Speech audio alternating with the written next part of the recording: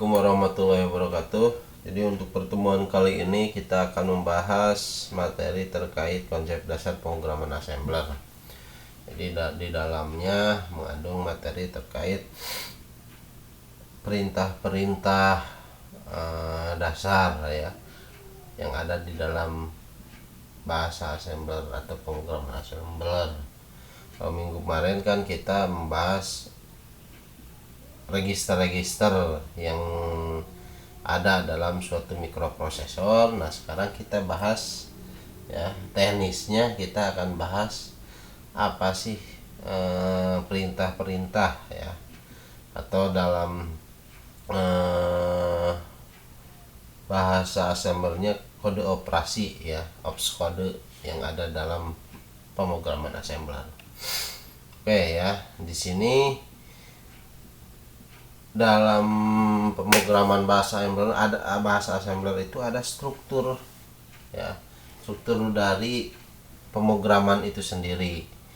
Jadi ada apa saja sih sebenarnya? Secara umum itu ada 3. Pertama ya, ada namanya mnemonik atau ops kode ya. Yang kedua ada operan, yang terakhir ada komentar. Nah, biasanya kalau komentar itu opsional ya, sama dengan di bahasa pemrograman yang lain ya, komentar opsional, artinya tidak perlu dicantumkan juga, tidak apa-apa itu ya. Nah, di sini sebagai ada contohnya ya, misalkan move a, hashtag 30h ya. Jadi di sini artinya apa perintah ini gitu kan? Perintah ini akan mengirimkan nilai 30 heksa ya, 30 heksa ke akumulator A gitu, ke sebuah akumulator A. Nah, penulisan angka itu harus ditandai dengan, kita ingat dulu di sistem digital ya, ada heksa, ada biner gitu kan ya, ada heksa, ada biner. Nah, di sini juga kita harus memperhatikan basisnya. Kalau misalkan heksa berarti H kan, basisnya H, biner basisnya B, dan seterusnya seperti itu kan ya. Nah, H kan basis 16, terus biner gitu kan basis 2, dan seterusnya. Nah, ditandai di sini untuk bilangan heksa ditandai dengan H, untuk bilangan biner diakhiri ya, di akhirnya misalkan 10 gitu bilangan biner, nah diakhiri dengan bilangan B kalau biner, seperti itu yang harus diperhatikan. Nah, di sini apa sih ya terkait dengan mnemonik itu atau ops kode ya, atau operasi kode. Ini merupakan suatu kode yang akan melakukan suatu kegiatan nantinya, atau melakukan suatu tugas, atau melakukan suatu aksi terhadap operan ya. Operan itu bisa berupa variabel gitu kan, bisa berupa nantinya bisa berupa angka dan seterusnya. Nah, di sini operan berarti data tadi kan, datanya itu bisa dalam berupa variabel, atau berupa angka, atau berupa karakter, ataupun itu yang lainnya gitu ya. Di sini data yang diproses oleh mnemonik ya, atau ops kode.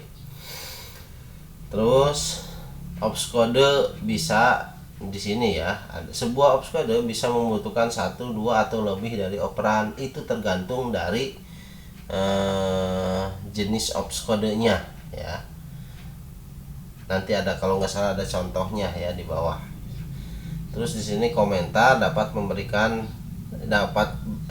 kita berikan dengan menggunakan tanda tikoma. Artinya di sini memperjelas perintah itu maksudnya buat apa gitu kan. Contoh yang tadi move a, misalkan 30 hashtag 30h gitu. Misalkan berarti memasukkan atau memindahkan nilai 30 heksa ke dalam sebuah akumulator A. seperti itu penjelasan ya. Jadi menjelaskan komentar itu tidak dieksekusi ya. Komentar itu tidak dilakukan eksekusi oleh sebuah program ya. Jadi dilewat, tidak ada eksekusinya. Kalaupun dalam suatu komentar ada penulisan yang salah ya tidak jadi masalah itu buat sebuah program tuh. Nah, ini beberapa contoh ya, operator opscode yang mempunyai operan yang berbeda ya. Itu contoh dengan menggunakan suatu opscode atau mnemonik CJNE ya. Di sini ada 3 ya, yaitu. Jadi di sini dibutuhkan 3 operan itu. Terus kalau move X ya, move X A at DPTR, A berarti terdiri dari 2 operan. RR A, terus NOP, bahkan NOP di sini tidak ada operan ya, seperti itu. Jadi sebenarnya ini fungsi dari opscode itu sendiri mempunyai karakter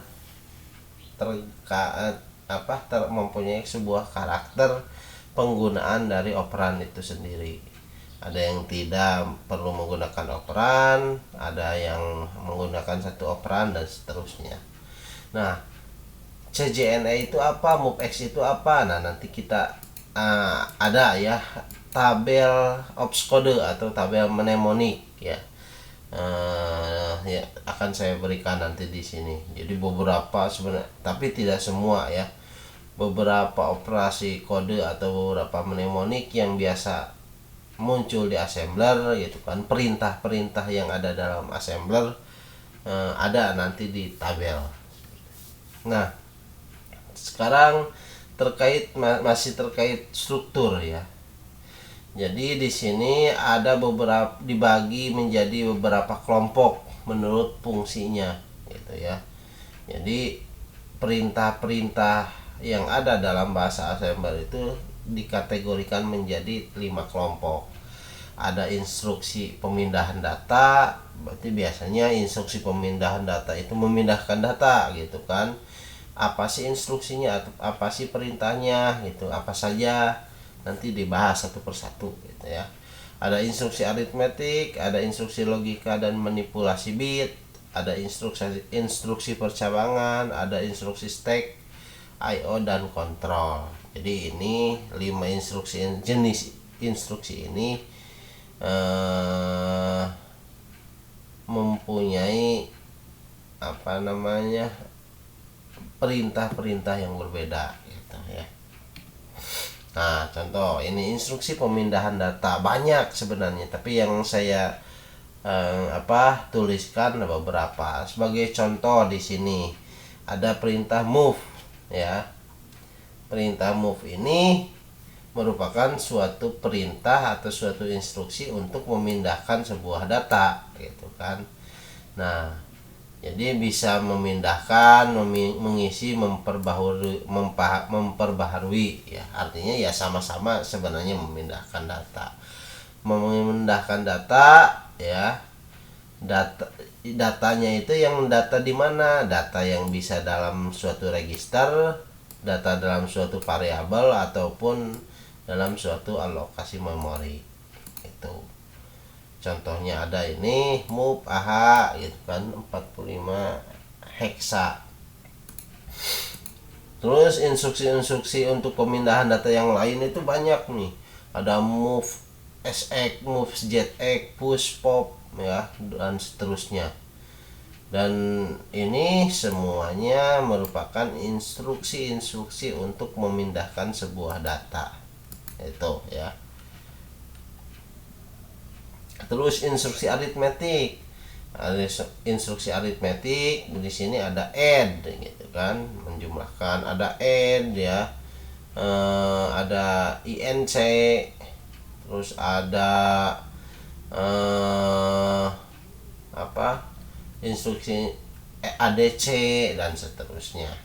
Dan di sini instruksi add ya, Nah, di sini kalau perintah untuk menambahkan itu ada dua jenis, tiga ya. Menambah data itu ada tiga, ada add ya, ada ADC, ada INC ya. Jadi mirip sebenarnya add, ADC sama INC. Nah, kalau add ya ini strukturnya add tujuan asal. Itu kan tujuan bisa berupa register, bisa berupa tadi kan ya variabel atau lokasi memori. Asal juga sama ya, bisa register, bisa lokasi memori, bisa variabel. Nah, contoh untuk instruksi perintah add gitu kan. Jadi pertama di sini di sini memasukkan dulu variabel ya, memasukkan nilai ke dalam suatu register AHA, terus memasukkan sebuah nilai ya, move 4. Nah, ini harusnya ada H ya, move angka 4 ya, memasukkan nilai 4 ke AL. Nah, ada add. Nah, berarti add AH, AL. Jadi nanti akan menambahkan nilai yang ada di dalam AH dengan nilai yang ada di dalam AL, ditambahkan. Hasilnya ya, hasilnya disimpan di AH nantinya. Contoh misalkan ini gitu kan, 15 tambah 4 hasilnya 19 ya. Nah, 19 itu nanti disimpan di register AH seperti itu ya. Nah, ini jadi AH-nya itu 19, nanti disimpan di sana itu. Nah, ini sebagai contoh alur aritmetiknya seperti ini. Itu ketika add AH, AL artinya AH sama dengan AH ditambah AL seperti itu ya.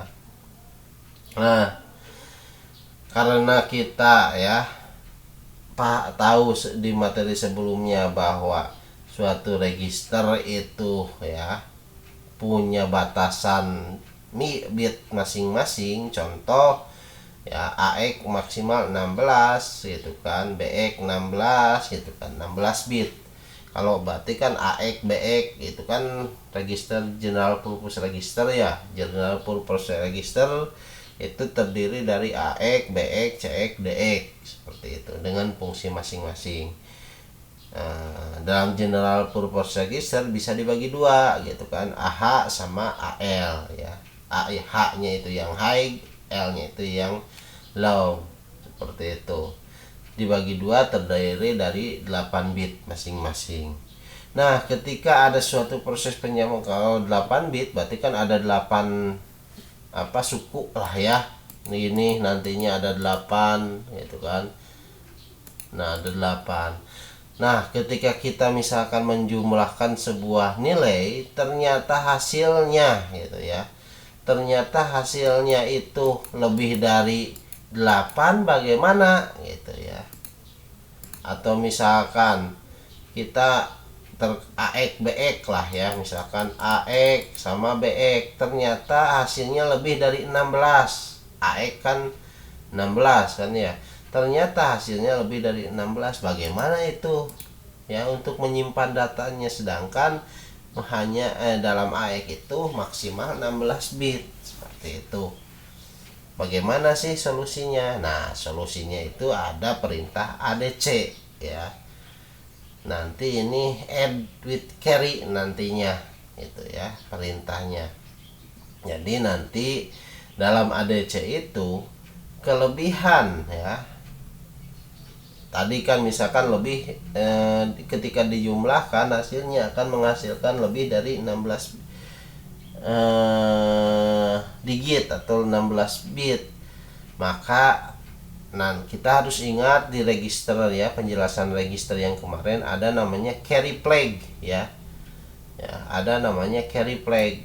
Nah, carry flag ini fungsinya kan untuk menampung ya, untuk menampung nilai kelebihan itu.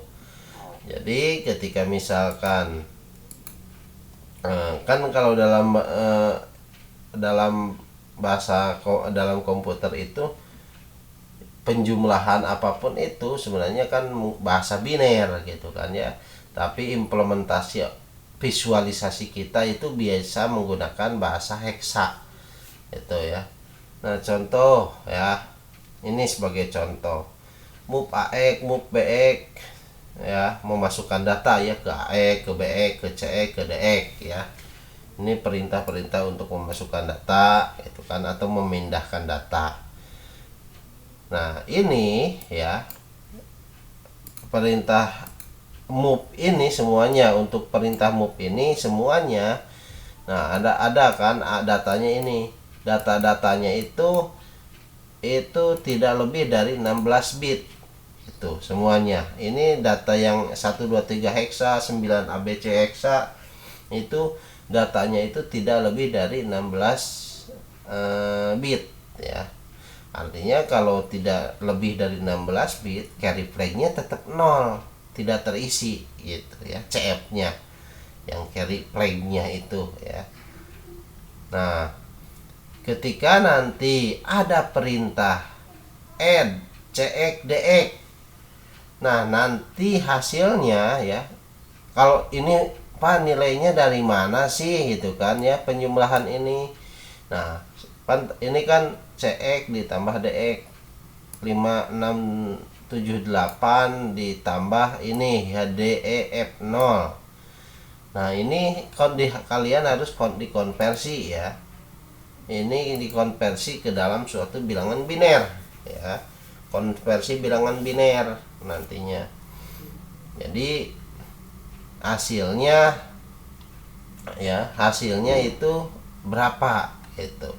Nah, ini kan bilangan heksa ya, tinggal penjumlahan aja. Kalau kita kan kita sudah tahu dulu belajar bahasa heksa gitu kan, konversi dan seterusnya. Penjumlahan bilangan heksa ya tinggal dijumlahkan saja gitu kan ya, seperti itu. Nah, kalau cara menjumlahkannya bagaimana ya, kalau penulisannya kita bisa konversi dulu ke dalam bahasa biner, baru kita jumlahkan. Tapi kalau misalkan biar lebih cepatnya, karena kita sudah tidak belajar lagi ya cara penjumlahan gitu kan dan seterusnya, saya anggap kalian sudah bisa. Biar lebih cepat, pakai kalkulator digital aja gitu kan ya, di komputer kalian gitu kan, pakai kalkulator yang ada di komputer kalian, ganti modenya gitu kan. Jadi jangan mode standar, tapi modenya mungkin mode apa gitu ya, saya lupa lagi ada. Nah, hasil penjumlahannya itu ya, hasil dari penjumlahannya itu, nah ternyata lebih dari 16 bit gitu ya. Ternyata hasil penjumlahannya itu lebih dari 16 bit tuh. Nah, ini satu itu sebenarnya fungsinya itu, carry itu akan muncul angka 1 gitu kan ya, ketika suatu penjumlahan melebihi digit 16 bit seperti itu. Maka carry flag-nya itu akan menampilkan angka 1 seperti itu. Nah, CX-nya ya, CX-nya itu hasilnya ini gitu ya. Kelebihannya itu masuk di carry flag CF ya.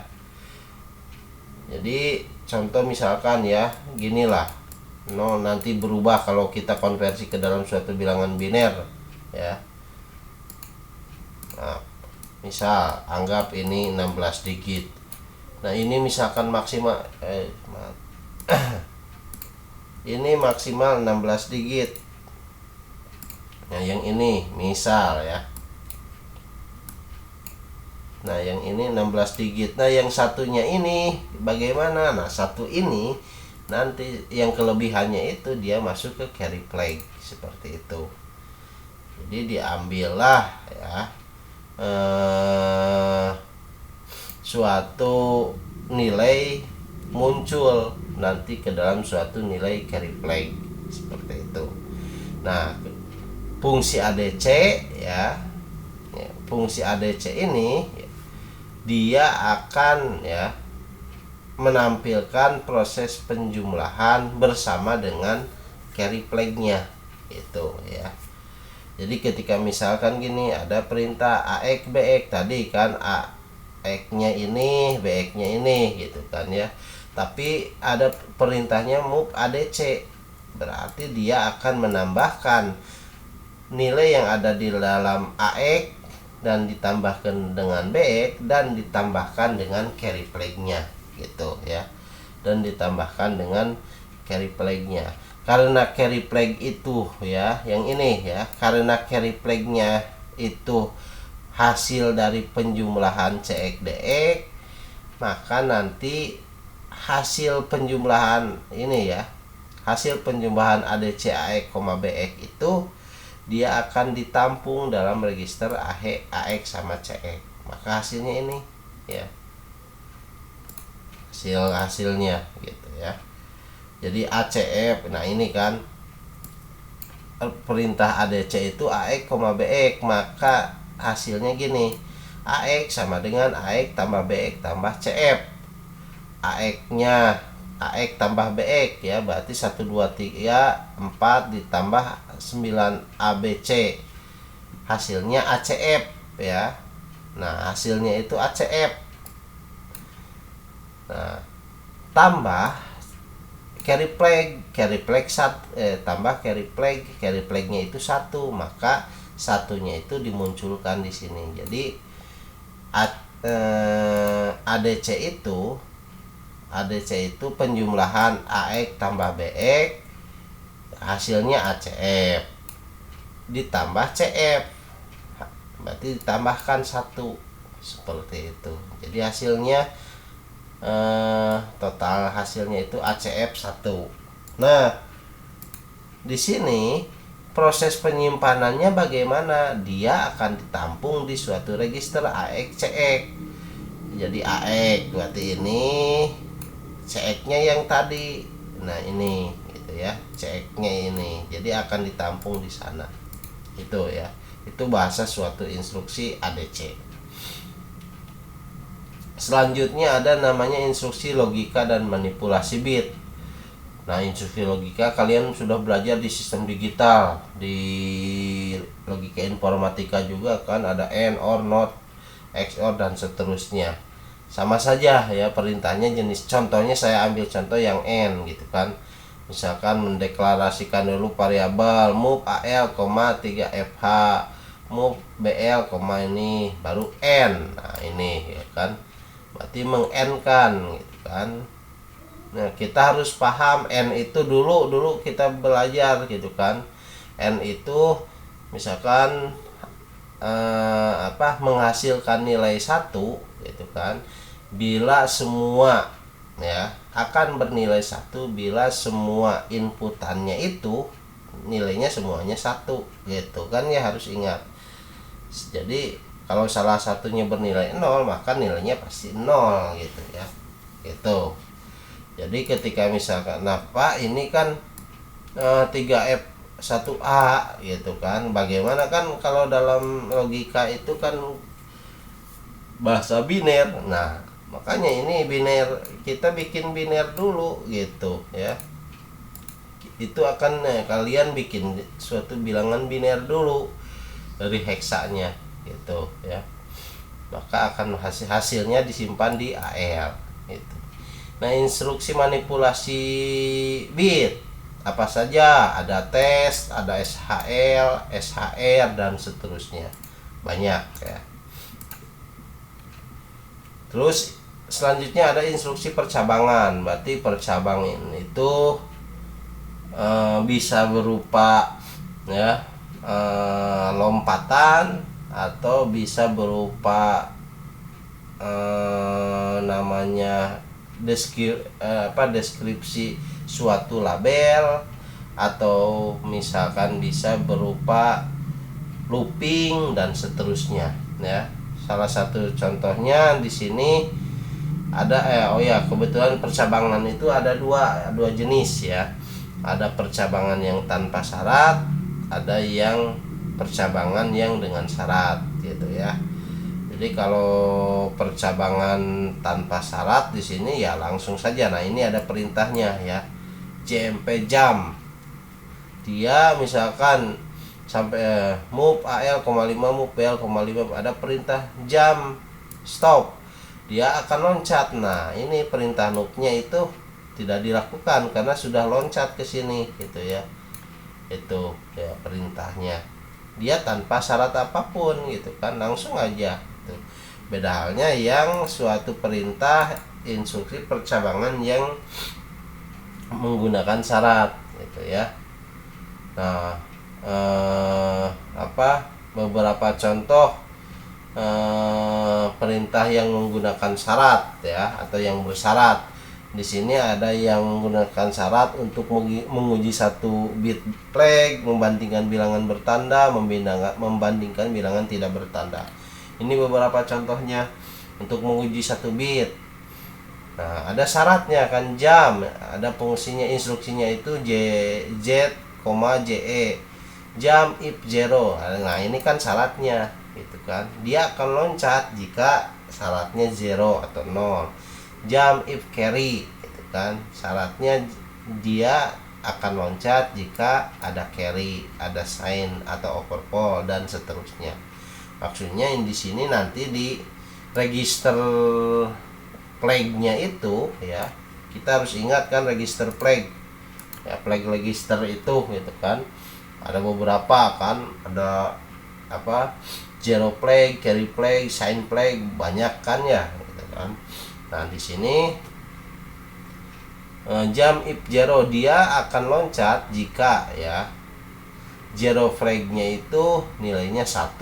Jam if carry jika zero flag-nya itu bernilai jika carry flag-nya itu bernilai 1, seperti itu. Ini perintah untuk menguji satu bit data gitu. Terus ada perintah yang membandingkan bilangan bertanda. Jam if equal sama dengan ya gitu kan. Ini suatu perintah-perintah ya. Perintah-perintah yang mempunyai prasyarat gitu. Dia membandingkan bilangan bertanda gitu kan. Ada yang membandingkan bilangan yang tidak bertanda gitu kan. Seperti apa? Nah, ini ya, bilangan yang tidak bertanda. Selanjutnya di sini instruksi stack, IO dan kontrol. Nah, di sini beberapa instruksinya, diantaranya ada load ya, LD, ada EX, ada EXX ya, dan seterusnya. Nah, kalian kan mungkin bingung apa sih LD, ada EX, ada EXX. Nah, silakan kalian cari ya, perintah banyak sekali ya, perintah-perintah atau instruksi-instruksi dalam bahasa assembler. Nah, saya akan tampilkan beberapa perintah-perintah yang ada dalam assembler beserta mungkin beberapa penjelasannya. Ada add gitu kan, berarti dia menjumlahkan. Ada add with carry, dia menjumlahkan bersama dengan carry-nya. Ada sub with borrow, dia akan mengurangi dengan borrow. Ada INC, berarti increment gitu kan, menjumlahkan dengan angka 1 gitu kan ya. Increment itu misalkan gini, A sama dengan A ditambah 1, itu namanya increment. Kalau decrement, A sama dengan mengurangi ya, A kurang 1. Nah, itu namanya decrement. Ada multiple, divided dan seterusnya ya. Ini contoh-contoh perintah atau contoh-contoh instruksi yang ada di dalam bahasa assembler. Banyak, selain ini banyak lagi gitu kan ya, tidak saya tulis semuanya. Nah, ini ya, sampai 38 instruksi. Nah, selanjutnya di sini bahasa ASCII. Nah, dalam bahasa assembler itu biasanya ada muncul bahasa ASCII itu ya. ASCII ya, ASCII. Bahasa ASCII itu merupakan kode standar di Amerika ya, terkait masalah pertukaran informasi. ASCII itu singkatan dari American Standard Code for Information Interchange ya. Jadi merupakan suatu standar internasional dalam kode huruf dan simbol. Nah, contoh kita mau ngetik huruf A atau membiji tombol A dalam keyboard, ada kode ASCII-nya ya. Semua tombol-tombol yang ada dalam keyboard kita itu punya kode ASCII-nya ya. Itu punya kodenya, kode standarnya itu ya. Sebagai contoh ini kita bandingkan. Ini merupakan suatu program untuk mencetak sebuah karakter ya. Ini merupakan sebuah program untuk mencetak sebuah karakter. Output dari dua buah program itu sama ya. Output dari dua buah program ini sama ya, outputnya. Output ini sama. Jadi dia ketika kalian eksekusi ya, program ini akan menghasilkan output C, karakter C itu ya. Ketika dieksekusi dua buah program ini akan menghasilkan output karakter C. Nah, yang kiri ini jelas di sini ya, menampilkan sebuah karakter C di sini. Nah, ternyata C ini kita bisa rubah ke dalam bahasa ASCII ya. Nah, ini ya 43H. Ternyata ya tombol C dalam keyboard kita itu mempunyai kode ASCII-nya itu 43 gitu ya. Punya kode ASCII-nya itu 43 dalam heksa seperti itu. Jadi ketika dieksekusi menampilkan tombol C. Nah, terus ada lagi misalkan tombol A. Tombol A itu 41 heksa, tombol B 42 heksa dan seterusnya. Banyak ya. Pokoknya semua tombol-tombol yang ada dalam keyboard kita, baik itu misalkan yang menggunakan shift kan ya. Misalkan angka 1 kan ada dua jenis ya. Tanpa shift berarti muncul angka 1. Menggunakan shift akan memunculkan tanda seru seperti itu ya. Ada kode ASCII-nya itu ya, ada kode ASCII-nya. Nah, untuk lebih jelas silahkan kalian searching di internet kode-kode ASCII ya. Kode ASCII ya, kode ASCII yang ada ya. Banyak gitu, tapi jangan yang 6 bit ya, jangan yang 8 bit. Cari yang 16 bit biar komplit. Seperti itu kode ASCII-nya. Jadi kalian makanya ya mau kok ini gitu kan masuk ke CL, kenapa bisa jadi C gitu kan ya, kenapa hasilnya jadi C ketika ditampilkan itu ternyata atau dieksekusi itu menghasilkan C. Ternyata ya ini merupakan suatu kode ASCII dari huruf C itu sendiri. Ya perbedaannya kalau mau langsung menampilkan karakternya dimasukkan ke dalam program menggunakan tanda petik 1 gitu kan. Nah, kalau misalkan untuk kode ASCII-nya itu tidak perlu menggunakan tanda petik seperti itu. Itu ya. Jadi silahkan kalian cari ya di internet, banyak sekali kode ASCII. Saya juga tidak hafal gitu ya. Saya juga tidak hafal satu persatu kode-kode ASCII-nya. Gitu ya. Tetap perlu tabel ASCII. Kalian juga mungkin tetap memerlukan tabel ASCII untuk menampilkan data tersebut. Nah, paling itu saja mungkin untuk pertemuan hari ini. Saya cukupkan sekian. Silahkan kalian dibaca-baca lagi ya, pelajari lagi, khususnya mungkin terkait masalah perintah-perintah atau instruksi-instruksi yang ada di dalam bahasa assembler.